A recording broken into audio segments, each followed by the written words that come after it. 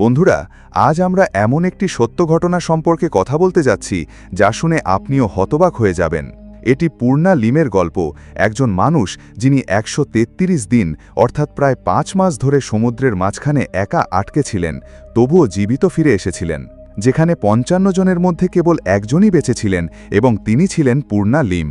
তিনি ক্ষুধা, তৃষ্ণা, প্রচণ্ড রোদ, হিমশীতল ঠান্ডা এবং ভয়াবহ ঝড়ের সাথে লড়াই করেছিলেন এবং একা মৃত্যুকে পরাজিত করে পৃথিবীতে ফিরে এসেছিলেন।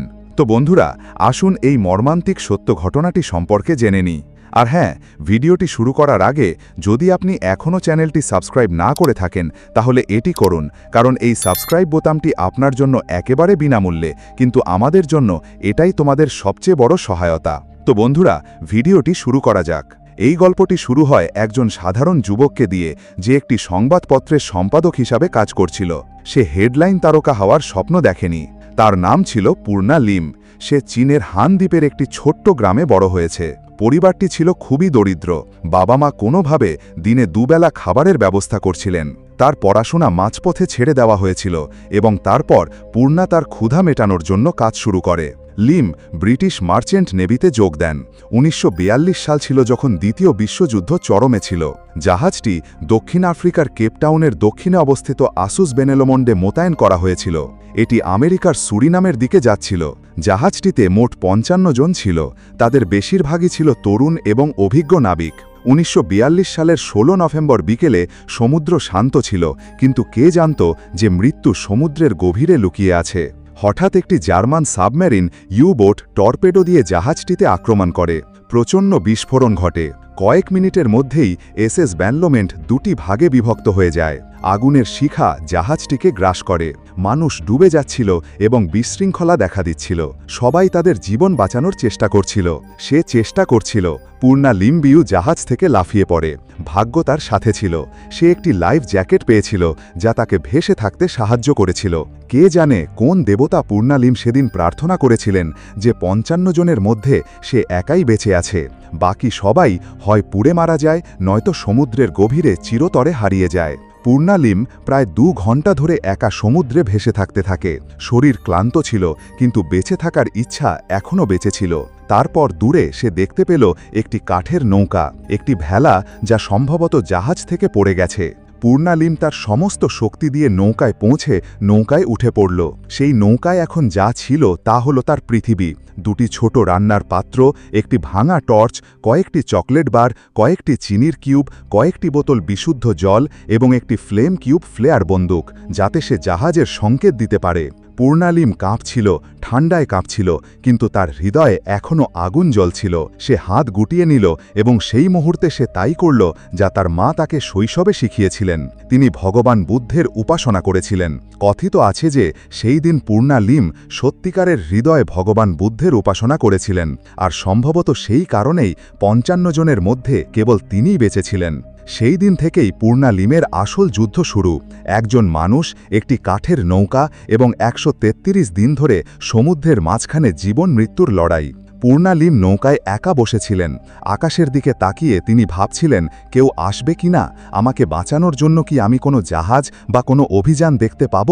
কিন্তু তখন পরিস্থিতি এমন ছিল না। সারা বিশ্বে দ্বিতীয় বিশ্বযুদ্ধ চলছিল। প্রতিটি দেশ নিজের জীবন বাঁচানোর চেষ্টা করছিল। একজন নাবিককে খুঁজে বের করার জন্য উদ্ধার অভিযান পাঠানো অসম্ভব ছিল। এখন পূর্ণা লিম বুঝতে পেরেছিল যে যদি সে বাঁচতে চায় তাহলে তাকে এই সমুদ্রই জয় করতে হবে। নৌকায় যা কিছু অবশিষ্ট ছিল তার পৃথিবী হয়ে উঠেছে। কয়েকদিনের মধ্যে খাবার শেষ হয়ে গেল। জলও ধীরে ধীরে কমতে শুরু করল। এখন তাকে বেঁচে থাকার জন্য নতুন কিছু ভাবতে হবে। পূর্ণা লিম কাপড় দিয়ে একটি যন্ত্র তৈরি করেছিলেন যাতে তিনি আকাশ থেকে পড়া বৃষ্টির জল সংগ্রহ করতে পারেন। তিনি কাপড়টি বিছিয়ে দিতেন এবং তারপরে এতে যতটুকু জল জমে থাকত তা সংগ্রহ করতেন। কিন্তু এই পরিমাণ কখনোই তৃষ্ণা নিবারণের জন্য যথেষ্ট ছিল না। তবুও প্রতিটি ফোঁটা তার জন্য জীবন ধারণ করবে বলে আশা করা হয়েছিল। পূর্ণা লিম নৌকার দড়ি এবং পেরেক দিয়ে একটি ছোট মাছ ধরার কাঁটা তৈরি করেছিল। ঘণ্টার পর ঘণ্টা কঠোর পরিশ্রম করেছিল। একটি মাছ আটকে গেল। তার ক্ষুধা এতটাই ছিল যে সে কাঁচা খেত। ধীরে ধীরে সে বুঝতে পারল যে মাছটি যদি একটু রোদে শুকিয়ে খাওয়া হয় তাহলে ক্ষতি কম হয়। তাই এখন সে মাছটিকে নৌকায় রাখা, পাত্রে রান্না করা অথবা রোদে শুকিয়ে রাখার পর খাওয়া শুরু করে। মাঝে মাঝে সামুদ্রিক পাখি যেমন গুল নৌকায় আসত। পূর্ণালিম খুব ধীরে ধীরে সেগুলো ধরে ফেলত এবং তারপর প্রচণ্ড রোদে শুকিয়ে খেয়ে ফেলত। এখন তার জীবন যুদ্ধে পরিণত হয়েছিল। একদিন নৌকায় রাখা টিনের আঘাতে তার হাত কেটে যায়, রক্ত বেরিয়ে সমুদ্রে ছড়িয়ে পড়ে। কিছুক্ষণের মধ্যেই দুটি হাঙর নৌকার চারপাশে ঘুরতে শুরু করে। হাঙরগুলো নিচ থেকে নৌকাটিকে ধাক্কা দিতে শুরু করে। পূর্ণালিম কাঁপতে থাকে, কিন্তু সাহস হারায় না। সে চুপচাপ বসে থাকে এবং কিছুক্ষণ পর হাঙরগুলো সেখান থেকে চলে যায়। কিন্তু এখন তার শরীর হাল ছেড়ে দিতে শুরু করেছে। ক্ষুধা এতটাই বেড়ে গিয়েছিল যে সে চোখ খুলতে পারছিল না। তার হাত কাঁপছিল। অনেক সময় ঝড় আসত এবং তার সংরক্ষিত মাছটিও ভেসে যেত। দিনের বেলায় সূর্যের তীব্র তাপ তার ত্বক পুড়িয়ে ফেলত, আর রাতে বরফের ঠান্ডায় তার হাড় জমে যেত। তার নিঃশ্বাস ক্রমশ ভারী হচ্ছিল, কিন্তু তার সংকল্প এখনও দৃঢ় ছিল। প্রতিদিন সে আকাশের দিকে তাকাত, কখনো জাহাজ, কখনো ধোঁয়া, কিন্তু প্রতিদিন একই নির্জন সমুদ্র, একই নীরবতা। এবং এভাবে ২০ দিন, ৪০ দিন, ৮০ দিন কেটে গেল। প্রতিটি দিনই ছিল এক যুদ্ধ, প্রতিটি নিঃশ্বাস এক যুদ্ধ। কিন্তু পূর্ণালিম হাল ছাড়েননি। তিনি অনেক ভয়ানক ঝড়ের মুখোমুখি হয়েছিলেন। কখনো দিনে, কখনো রাতে নৌকাটি চারদিক থেকে দুলতে শুরু করত। মনে হতো যেন সমুদ্র নৌকাটিকে গ্রাস করবে। কখনো কখনো রাতে ঘুমন্ত অবস্থায় সে হঠাৎ জলে পড়ে যেত, এবং অনেক সময় যখন সে মাছ ধরতে জলে যেত তখন তার ছোট নৌকাটি তাকে ছেড়ে অনেক দূরে চলে যেত। তবুও সে কোনোভাবে সাঁতরে তার নৌকায় ফিরে আসত। রাতে যখন সে ঘুমাত তখন সে তার কোমরে নৌকার সাথে একটি দড়ি বেঁধে রাখত, যাতে নৌকাটি ভেসে না যায়। এটা সহজ ছিল না।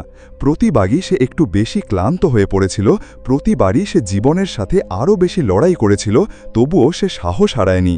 সে সেই নৌকাটিকেই তার পৃথিবী মনে করেছিল। পূর্ণাঙ্গের সংগ্রাম এখন তার সীমা অতিক্রম করেছে। সে একটি কঙ্কাল হয়ে গিয়েছিল। তার চোখ ঢাকা ছিল এবং ঠোঁট শুকিয়ে গিয়েছিল, কিন্তু তার হৃদয়ে এখনও একটু আশা বাকি ছিল। মাঝে মাঝে সে দূরে বড় বড় জাহাজ দেখতে পেত। সে উঠে দাঁড়াত, চিৎকার করত, হাত নাড়ত এবং তার প্লেয়ার বন্দুক দিয়ে সংকেত দিত, কিন্তু কেউ তাকে দেখতে পেল না। আসলে তার নৌকাটি ছিল কাঠের তৈরি। এটি ছিল ছোট, হালকা এবং জলের মতোই রঙের। এটি এত ছোট ছিল যে দূর থেকে জাহাজ থেকে এটি দেখা অসম্ভব ছিল। একবার ঘটনাচক্রে দুটি বড় যুদ্ধ জাহাজ তার খুব কাছ দিয়ে চলে গেল। পূর্ণালিম খেলোয়াড়টিকে আমাকে ছেড়ে দাও বলে চিৎকার করতে দেখলেন, কিন্তু কেউ সাড়া দিল না। আশ্চর্যের বিষয় ছিল জাহাজের কিছু সৈন্য তাকে দেখে ফেলেছিল, কিন্তু তবুও তারা সাহায্য করেনি, কারণ সেই সময় পুরো বিশ্ব দ্বিতীয় বিশ্বযুদ্ধের আগুনে পুড়ছিল। লোকেরা সন্দেহ করেছিল যে এটি শত্রুদের ফাঁদ, কোনো জাল কৌশল অথবা এমন কিছু যা তাদের জাহাজ থামিয়ে ধ্বংস করবে। তাই তারা পূর্ণালিমকে উপেক্ষা করেছিল। পূর্ণালিম দেখেছিলেন এবং বুঝতে পেরেছিলেন, কিন্তু সাহস হারায়নি। অনেকবার মার্কিন নৌবাহিনীর বিমান তার ওপর দিয়ে উড়ে গেল। সে তাদের দিকে হাত নাড়তে থাকল, কিন্তু তারা কিছুই বুঝতে পারল না। একবার একটি বিমান এমনকি একটি ছোট নৌকাকে মাটিতে ফেলে দিল, যাতে সে সমর্থন পেতে পারে অথবা বার্তা পাঠাতে পারে। কিন্তু সমুদ্রের বিশাল ঢেউ তাকে ভাসিয়ে নিয়ে গেল। অসম্পূর্ণ অঙ্গটি ভাবতে শুরু করল, হয়তো এবার আমার শেষ। আমার শরীর সমুদ্রে ডুবে যাবে এবং আমার গল্প সেখানেই শেষ হবে। কিন্তু সে হাল ছেড়ে দেওয়ার পাত্র ছিল না। কয়েকদিন পর সমুদ্র কিছুটা শান্ত হয়ে গেল। যখন সূর্যের আলো জলের গভীরে প্রবেশ করতে শুরু করল, পূর্ণালিম নিচের দিকে তাকাল এবং প্রথমবারের মতো সে সমুদ্রের পৃষ্ঠ দেখতে পেল। সে যখন আরও কিছুটা এগিয়ে গেল, তখন তার নৌকাটি একটি পাথরের সাথে ধাক্কা খেল। তিনি বুঝতে পারলেন যে আমি স্থলভাগের খুব কাছে আছি। এবং তারপর ১৯৪৩ সালের ৫ই এপ্রিল ১৩৩ দিন ধরে সমুদ্রে জীবন মৃত্যুর সাথে লড়াই করার পর কিছু ব্রাজিলিয়ান জেলে সেই এলাকা দিয়ে যাচ্ছিলেন। তারা নৌকায় একজন লোককে অচেতন অবস্থায় পড়ে থাকতে দেখেন। যখন তারা কাছে গেল, তারা দেখতে পেল যে লোকটি এখনও শ্বাস নিচ্ছে। সে কঙ্কাল হয়ে গেছে, কিন্তু বেঁচে আছে।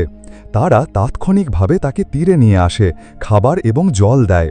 তারা তাকে ডাক্তারের কাছে নিয়ে যায় এবং তারপর পুরো বিশ্ব জানতে পারে যে সমুদ্রে একা একজন মানুষ 133 দিন বেঁচে ছিল। যখন পূর্ণালিমকে ব্রাজিলিয়ান জেলেরা উদ্ধার করে তখন তিনি প্রায় 1 মাস হাসপাতালে ছিলেন। এই ঘটনার আগে যিনি একজন সাধারণ নাবিক ছিলেন তিনি এখন সারা বিশ্বে বিখ্যাত হয়ে উঠেছেন। তাকে সব জায়গা থেকে ডাকা হচ্ছিল।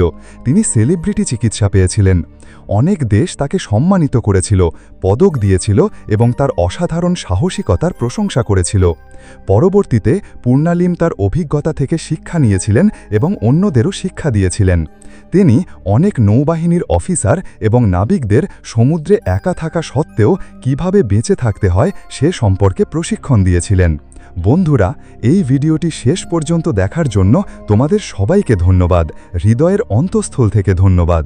তো বন্ধুরা, এটা ছিল 133 দিনের ভয়াবহতার সত্য গল্প।